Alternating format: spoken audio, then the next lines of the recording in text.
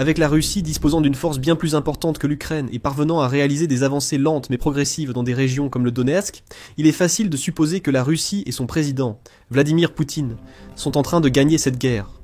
Mais en creusant davantage et en prenant en compte les tactiques, la stratégie, l'élan, le moral, l'efficacité, les conditions économiques et d'innombrables autres facteurs qui influencent l'issue de tout conflit, un tableau différent apparaît pour de nombreux observateurs. Un tableau où Kiev est en position de force et Moscou est enlisé. Donc, croire que Poutine est en train de gagner est, au mieux, discutable. Et il y a de plus en plus de preuves citées pour soutenir le contraire. Il y a aussi très peu de preuves auxquelles Poutine peut se référer, qui donneraient à la Russie un quelconque espoir ou optimisme pour l'avenir. Oui, le pays a réalisé quelques gains territoriaux récemment, estimés à quelques centaines de kilomètres carrés au cours de l'été 2025 ans. Mais rien de significatif ni décisif. Nombre de ces victoires sont brèves, et l'Ukraine résiste vaillamment aux points stratégiques. Même si la Russie revendique parfois des parcelles boueuses ou des villages abandonnés, elle peine à obtenir les avancées nécessaires pour vraiment influencer la guerre. L'exemple le plus clair de cela se voit dans et autour de la ville de Pokrovsk, dans la région de Donetsk, qui possède des liens solides vers l'intérieur de l'Ukraine. Cela permettait aux troupes, véhicules et approvisionnements de circuler efficacement. En raison de cette importance stratégique, Pokrovsk est une cible majeure pour les forces russes depuis un certain temps déjà. En fait, cela fait presque un an que les premiers soldats russes se sont approchés de la ville, et ils essayèrent de la capturer depuis, échouant à chaque tentative. Le Kremlin a tout mis en œuvre ici. Il a utilisé des groupes d'assaut, des drones, des chars. Il a même envoyé des soldats russes déguisés en civils pour tenter désespérément de prendre le contrôle de Pokrovsk. De l'intérieur, rien n'a marché. Même lorsque les forces russes ont décidé d'avancer dans une autre direction et tenter d'encercler la ville, se dirigeant vers le nord pour capturer les villes et villages environnants. En brisant les lignes défensives ukrainiennes près de Dobropilia, la manœuvre a finalement échoué. L'Ukraine a simplement dépêché certaines de ses unités les plus puissantes, comme des bataillons de la 93e brigade mécanisée et du corps Azov dans la région. Fin août, la plupart des Russes avaient été repoussés et la ligne de front stabilisée. Ainsi, malgré de nombreux gros titres et rapports médiatiques au cours des derniers mois suggérant que Pokrovsk était sur le point de tomber, la ville reste pour l'instant entre les mains de l'Ukraine. Elle pourrait finir par tomber, bien sûr, surtout si les Russes continuent de la cibler aussi intensément et d'y consacrer de plus en plus de ressources pour sa prise. Mais le simple fait que la prise d'une seule ville ait semblé être une mission impossible pour les Russes montre à quel point le pays est réellement faible en ce moment. Avec toute sa puissance militaire, toutes ses dépenses de défense impressionnantes, toutes ses ressources humaines et ses vastes stocks de bombes, de missiles, de drones, de blindés et d'artillerie, elle devrait être capable de prendre une ville de première ligne. Mais elle n'y arrive pas. Et pour aggraver les choses pour Poutine, l'Ukraine a en réalité réussi à reprendre bien plus de territoire qu'elle n'en a perdu dans la région de Pokrovsk au cours du mois d'août. Ce fait a récemment été révélé par le commandant en chef des forces armées ukrainiennes, Oleksandr Syrsky, qui a publié un long message sur Telegram détaillant les défis et les succès rencontrés par l'Ukraine au cours du mois d'août. Dans ce message, Syrsky a souligné que, malgré l'augmentation de l'agressivité de la Russie et le lancement de sa très médiatisée offensive d'été pour conquérir du territoire à un rythme plus rapide qu'auparavant, elle a en réalité obtenu un résultat final relativement faible. En fait, le mois où les occupants espéraient réaliser leur percée et ont déployé des efforts maximum pour y parvenir est devenu le mois où l'ennemi a enregistré les gains territoriaux les plus faibles de ces derniers temps. Donc, si nous allons vers Dobropilia, où l'ennemi a formé un groupe offensif, alors ici, les Russes ont pris 52 miles carrés, mais en ont perdu 98. Dans la direction de Pokrovski, leur gain était de 19 miles carrés, tandis que nos troupes ont repris le contrôle de 1003 miles carrés. Cela signifie que dans la seule région de Pokrovsk, l'Ukraine a pu reprendre 5 fois plus de terres que la Russie n'a pu en capturer. C'est encore plus impressionnant si l'on considère que la Russie a concentré tant d'efforts dans cette zone, lançant environ 350 assauts dans la direction de Pokrovsk, rien que pendant la première semaine de septembre.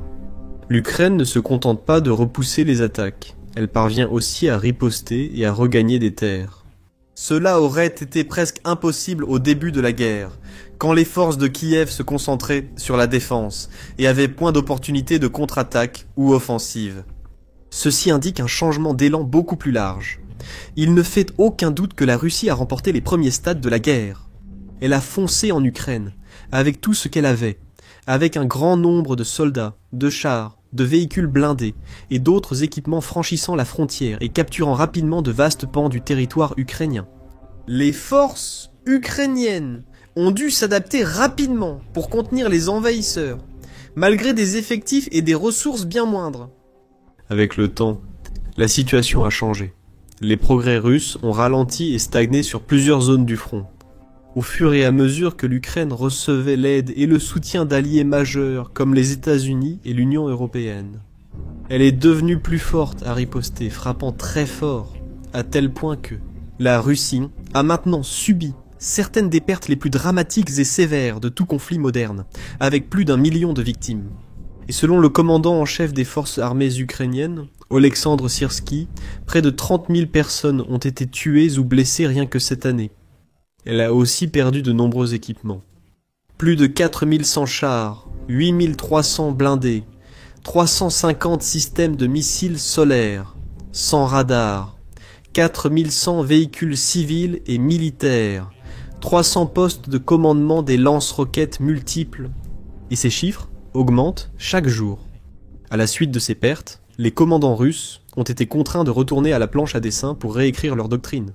Ils ont complètement changé de tactique, délaissant leur dépendance historique aux chars et aux blindés, pour se concentrer sur l'envoi de petites escouades de soldats en territoire ennemi, sans beaucoup, voire aucun, soutien blindé.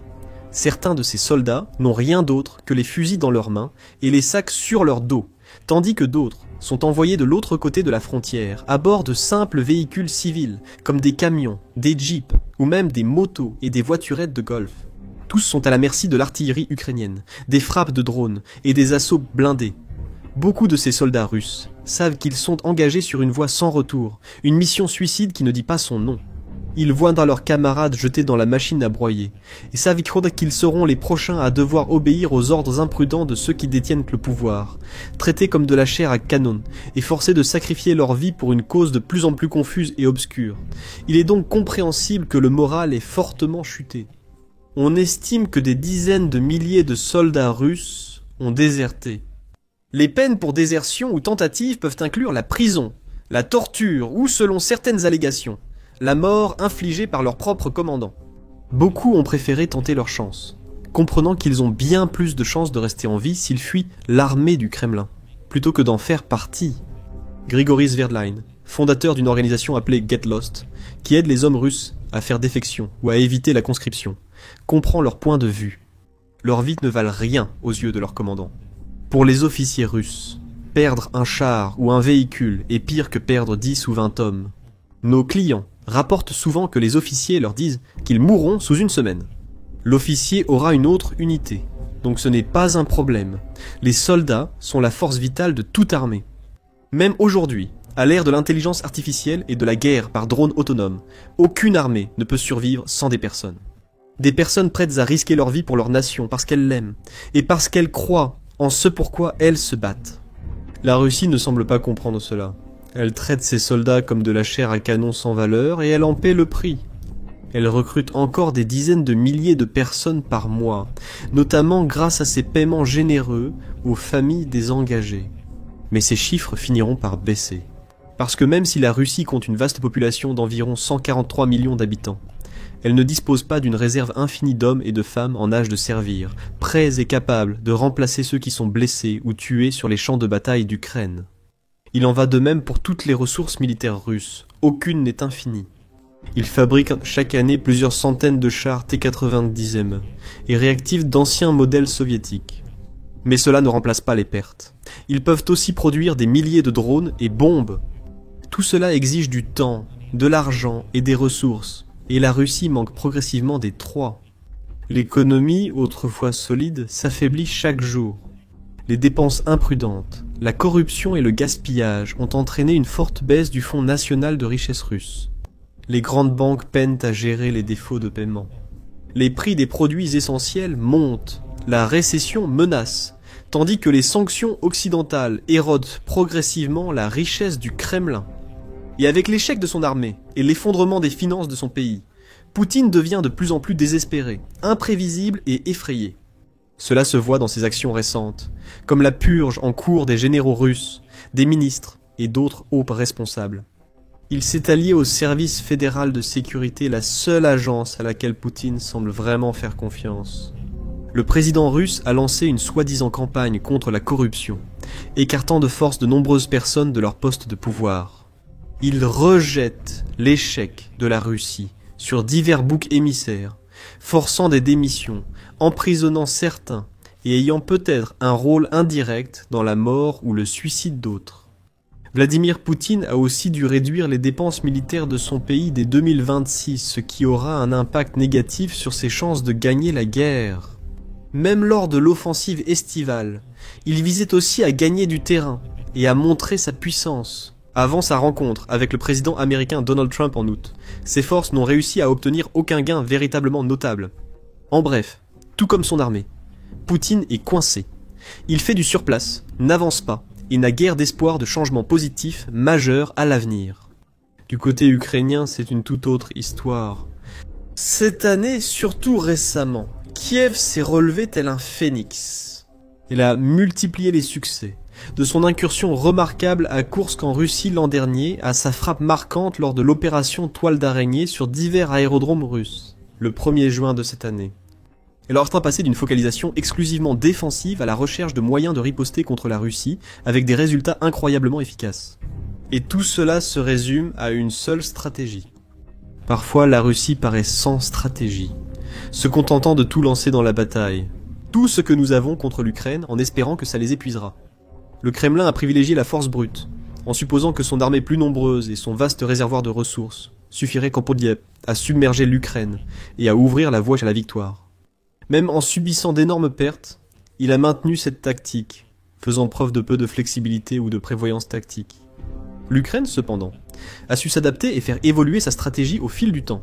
Elle a identifié des objectifs et trouvé des moyens de les atteindre encore et encore. Elle a remarqué que la Russie utilisait désormais drones et attaques aériennes avec plus d'efficacité. Elle a donc trouvé des moyens, non seulement de se défendre contre ces attaques, grâce à des défenses aériennes innovantes et au soutien de ses alliés, mais elle a aussi commencé à travailler sur la maîtrise de sa propre forme de guerre par drone. Elle a conçu ces drones et les a utilisés avec un impact dévastateur, notamment lors de l'opération Toile d'araignée, mais aussi lors de nombreuses autres attaques majeures en Russie et dans ses territoires occupés. La Russie vise des écoles, immeubles résidentiels et hôpitaux avec ses drones, tandis que l'Ukraine agit de façon plus honorable et tactique. Elle prend le temps d'identifier les cibles qui comptent le plus pour la Russie, celles qui valent le plus d'argent, et qui ont un rôle clé pour faire tourner la machine de guerre du Kremlin. Des cibles comme stations radar, systèmes de défense aérienne, aérodromes, avions, raffineries, pipelines, usines, installations de stockage, etc. Grâce à une planification rigoureuse et une exécution parfaite, les forces armées ukrainiennes mènent de plus en plus régulièrement des frappes surprises sur ces cibles. La Russie se retrouve avec d'énormes coûts de réparation ou de reconstruction, atteignant parfois des millions ou milliards de dollars. Ces attaques affaiblissent encore davantage l'économie du Kremlin, rendant la vie de plus en plus difficile et problématique pour Poutine et ses commandants.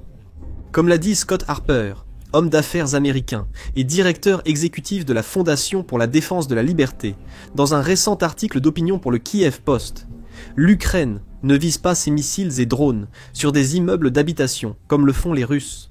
L'Ukraine mène une guerre morale et ne vise pas les civils. Chaque drone, missile ou bombe vise une formation de troupes légitimes, un poste de commandement, un dépôt d'armes ou un élément de la chaîne logistique. Ce qui est incroyable, c'est que ça fonctionne. L'inflation tue l'économie russe. Certaines régions du pays n'ont pas accès à l'essence, et les chemins de fer n'arrivent pas à acheminer la nourriture, l'eau et les munitions jusqu'à la ligne de front. Des généraux et colonels meurent à leur poste. Les incendies de raffineries ont augmenté ces derniers mois. Cela ne va pas s'arrêter, ça va s'intensifier. Harper a tout à fait raison. Les frappes ukrainiennes fonctionnent.